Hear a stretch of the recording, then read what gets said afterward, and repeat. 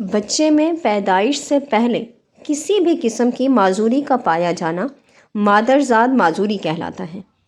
بعض اوقات پیدائش سے پہلے ظاہر ہونے والی موروثی علامتیں بھی مادرزاد معذوری میں ہی شمار کی جاتی ہیں، لیکن تاہم مادرزاد معذوری کی اکثریت موروثی نہیں ہوتی۔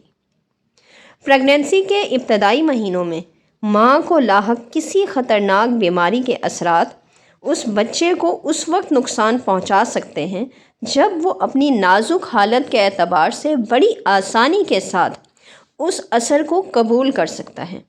اس کے نتیجے میں بچہ مختلف قسم کی مادرزاد نقائص مثلاً دل کی بیماریاں، آنکھ میں موتیا یا بعض دوسری خلاف معمول علامات ساتھ لے کر پیدا ہوتا ہے، جبکہ پیدائشی معذوری وہ ہوتی ہے جو پیدائش کے وقت یا پیدائش کے عمل کے دوران رونما ہوتی ہے۔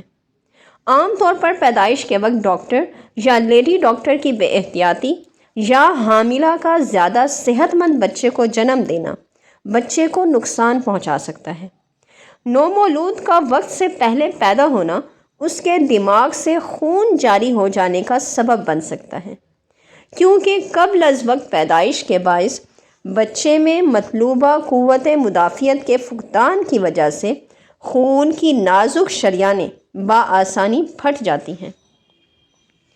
پیدائش کے بعد معذور کر دینے والی وجوہات بعد از پیدائش معذوری کہلاتی ہیں، اور یہ کسی بھی وقت پیدا ہو سکتی ہے اور اس کے کئی اسباب ہیں، جیسے حادثات کا ہونا، آگ میں جھلس جانا یا فالج کا حملہ ہونا۔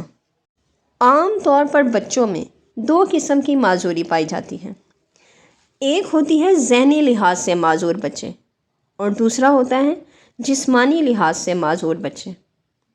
ذہنی لحاظ سے کمزور بچے وہ ہوتے ہیں جن کی ذہنی صلاحیت ان کی عمر کے مقابلے میں کم ہوتی ہے۔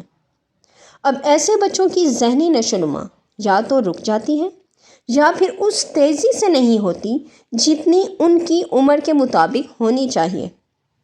ذہنی لحاظ سے معذور بچوں کی خاص علامات یہ ہوتی ہیں کہ ان کی ذہنی صلاحیت اپنے ہم عمر بچوں کے مقابلے میں کم ہوتی ہے اور وہ نشو و نما کے اسٹیپس کافی دیر میں طے کرتے ہیں، مثلاً اٹھنا بیٹھنا، کھڑا ہونا اور گفتگو کرنا وغیرہ۔ یہ سب کام ایک عام بچے کے مقابلے میں وہ بچے دیر سے شروع کرتے ہیں۔ اسی طرح معذوری کی دوسری قسم ہے کہ جسمانی لحاظ سے معذور بچے۔ غذا کی کمی اور علاج معالجے کی ناکافی سہولیات بچوں میں جسمانی معذوری کا باعث بنتی ہیں، مثلاً اندھا پن، گونگے، بہرا پن وغیرہ۔ یہ ایسی جسمانی معذوری کے زمرے میں آتے ہیں۔